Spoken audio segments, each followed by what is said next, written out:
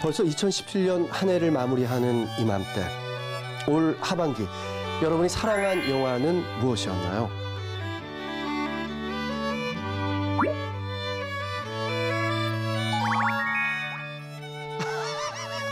오늘 어쩐 일로 갑자기 또 이렇게 준비를 다 제가 또 연말이잖아요. 연말에는 뭐예요? 친한 사람들끼리 싹 또 나눠야죠. 들어가. 2017년 하반기 결산. 하반기를 빛낸 영화에 대해서 좀 이야기를 나눠보려고 그래요. 하반기 영화는 아무래도 시대와 인물을 좀 재조명한 영화들이 굉장히 많았다. 네. 이렇게 얘기할 수 있을 것 같아요. 택시 운전사, 네.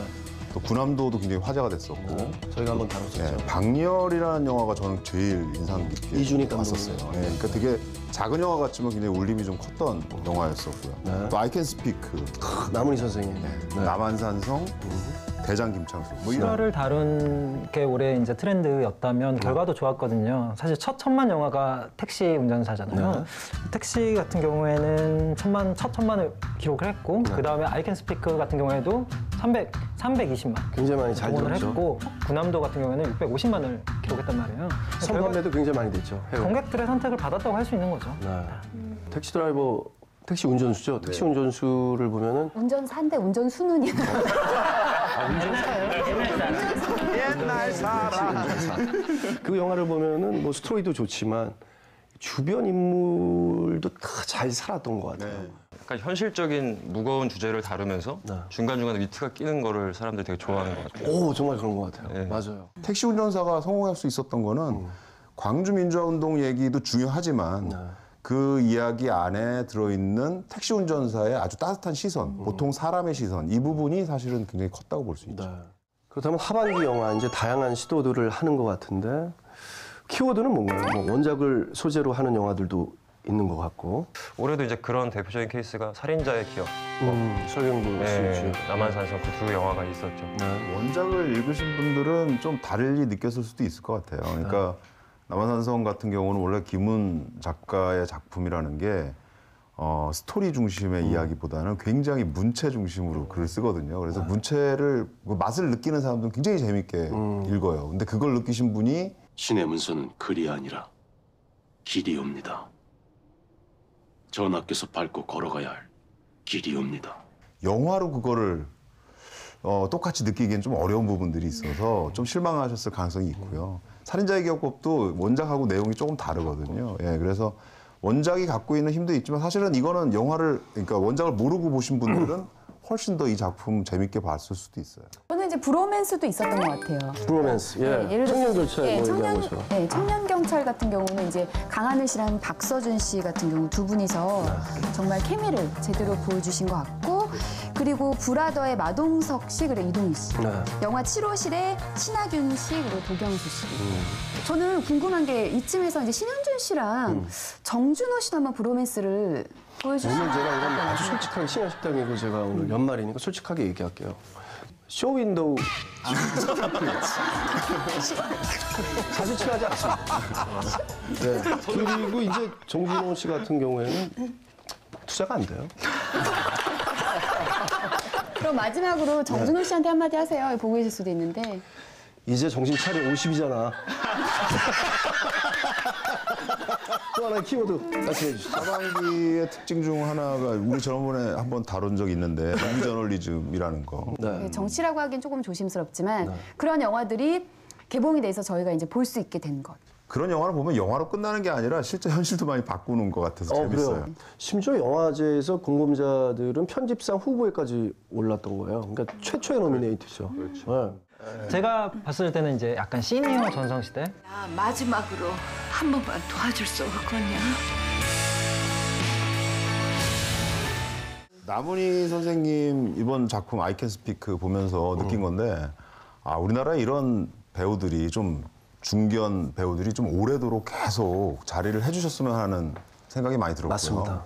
그리고 그런 분들을 주연으로 세울 만큼의 그런 작품들도 좀 많아졌으면 좋겠어요. 그런 시나리오가 또 많아야겠죠. 원톱 영화로 이렇게 이제 중년 여배우들이 활약을 했다고 저희가 지금 이제 말을 했잖아요. 근데 아무래도 그거는 이제 젊은 여배우들 이렇게 사실 젊은 여배우는 기근이었던 것 같아요. 기근이죠. 기근일 수밖에 없는 것 같아요. 시집을 가서 기근이 됐나? 그러니까 제가 요즘에 작품 활동을 너무 오랫동안 안 해서 그래서 기근이 된 것 같아요. 기근에 좀 제가 도움을 많이 드리고 계속 그냥 기근하셨으면 좋겠는데 지금 조금 기근 더 해주세요.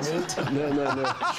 자 그렇다면 여러분이 뽑은 하반기 영화 최고의 명장면은 뭔가요? 박렬의 그 마지막에 그 최후 변론할 때 그 후미코가 했던 말이 진짜 산다는 게 뭐냐에 대해서 마지막에 이렇게 얘기를 해주거든요. 또 키워드가 또 있는 게 저 작품에 있는 게 청춘들의 이야기예요. 젊은 친구들.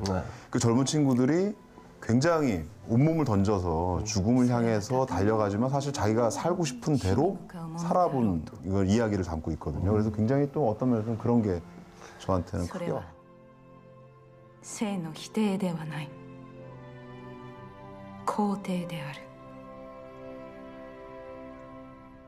그 같은 일본인 역할을 한 대선배 입장으로서 일본인 역할을 한 배우들이 굉장히 많은데 정말 제일 잘했어요.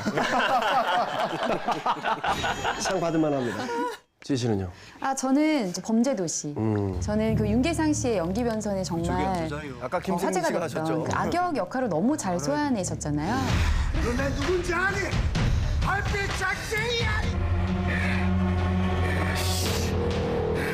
그 감독님의 선택이 전 정말 너무 대단했다고 생각하는 게 대부분 어떤 일을 하건 되게 검증된 사람들을 쓰고 그렇죠. 싶거나 뭐 흥행을 했던 배우들을 쓰고 싶거나 이런데 그런 거 없이 정말로 과감한 이런 그 캐스팅이 오히려 그게 더 저는 그 영화에 돈을 댄 분들, 제작사분들을 훌륭하게 생각합니다. 보통 우리가 이미지로 생각하면 윤계상이 굉장히 뭔가 선한 역할일 것 같고 마동석이 또 정반대 역할일 것 같은데 이걸 뒤집어 놨거든요. 근데 그 뒤집어 놨는데 굉장히 매력적으로 양쪽이 다 살아났고 그다음에 윤계상 밑에 같이 했던 주변 인물들. 진성규 씨 네.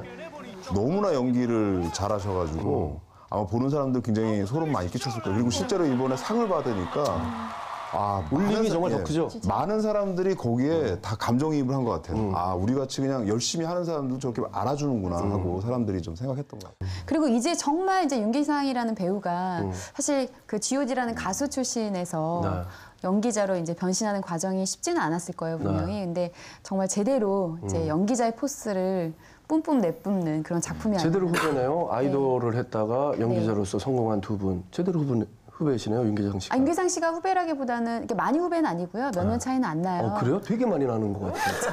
저 윤계상 씨보다 한 살인가 어린데. 그래요? 와.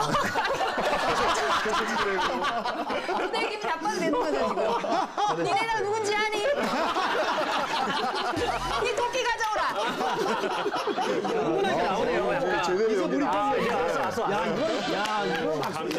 문소리 배우가 감독을 맡았고 배우 연기를 했던 여배우는 오늘도의 한 장면을 꼽고 싶습니다. 제가 요즘 좀 힘들어요. 아유 언니 여기서 힘든 거 우리도 다 잘 알죠. 응? 뭐 작품도 없지, 애 키우지, 응? 한국 영화 무슨 죄 조폭 아니면 형사지. 정말 이 영화가 나온 다음에 흥행에 성공했던 게 범죄도시잖아요. 네. 거기에 정말로 조폭과 형사가 나오는 거고 그러니까 이 말인즉슨 이 안에서 이제 소화가 되지만 결국엔 남자 위주로 돌아가는 충무로판 그 남자 위주의 주연 배우들 제작부나 당연히 다 남자인 경우가 많고 여자로서 여기에서 힘들다라는 얘기를 하는 거죠. 나문희 씨가 나온 I Can Speak. 예. 그 과정이 제가 받은 느낌은 약간 이전 세대가 힘들었던 거를 다음 세대가 뭔가 좀 도와줘서 이전 세대가 그 트라우마를 조금 극복할 수 있는 그런 느낌을 좀 받았어요. 그래서 저는 개인적으로 이런 장르 영화가 좀 많아졌으면 하는 게 바람입니다. 내년 상반기 영화 기대작이 혹시 있습니까? 사실 제가 아직 출연을 안 해서 그렇게 큰 기대작은 여러분들 뭐 없는 것 같이 보이는데. 저는 그 송강호 씨가 지금 준비하고 계신 마야광. 그거와 함께 신과 함께라는 작품. 사실 제가 좀 그 흥미롭게 보고 있는 부분들은 이제 고인이 대신 유작이 돼버렸어요. 김주혁 씨가 나온 작품이 2개가 있는데 흥부라는 작품하고 독전이라는 작품입니다. 그러니까 아마 이런 일이 벌어지고 나서 개봉되는 영화이기 때문에 대중들한테는 좀 새롭게 다가갈 것 같아요. 하반기 영화 또 많은 관객분들이 사랑을 많이 해주셨으면 좋겠습니다. 여러분의 생각은 어떠신가요? 심야 식담은 다음 주에 다시 찾아오겠습니다.